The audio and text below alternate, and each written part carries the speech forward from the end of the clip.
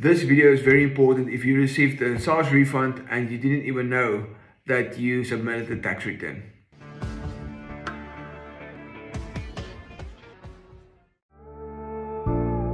Hi, Jasper Basson here. Just a quick note on the SARS auto assessments.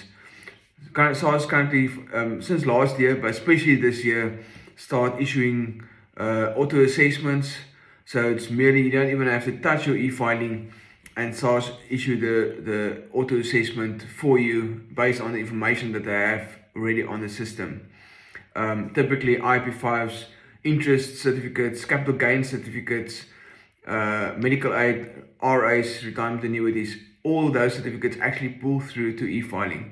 The problem with that is SARS do an auto assessment, and then before, and that's kind of the final assessment according to them. That's their estimate that they submit.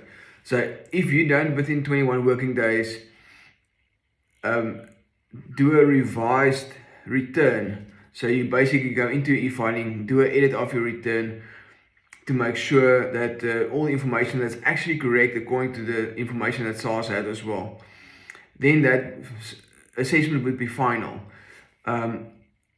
Obviously you can do note of objections later on, but the further you get from the 21 working days, the less chance is that you will actually be able to be doing that notice of objection successfully with SARS.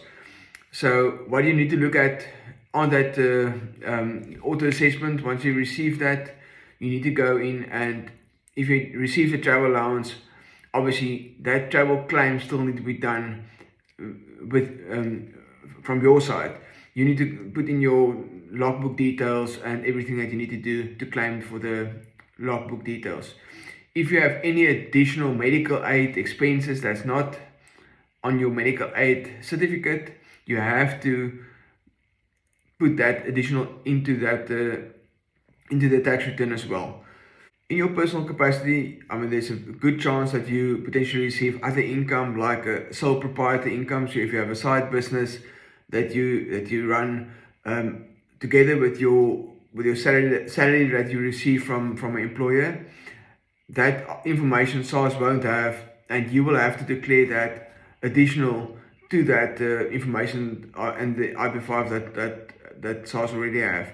Very important. You can't, because SARS done an auto assessment based on the information that they have, you can't ignore any other income that you might have. Other things that I've noticed as well, things like capital gains tax from overseas offshore investments, is things that doesn't pull through to SARS.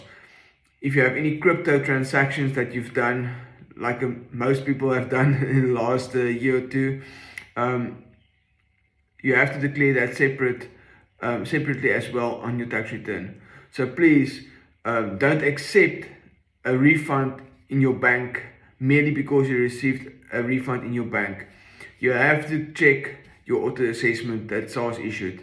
They've done an estimate based on the information. It's on to you to make sure that the information is correct. If you have any trouble with that, if you need assistance, you can contact us. All the information is in the description below. So feel free to contact us.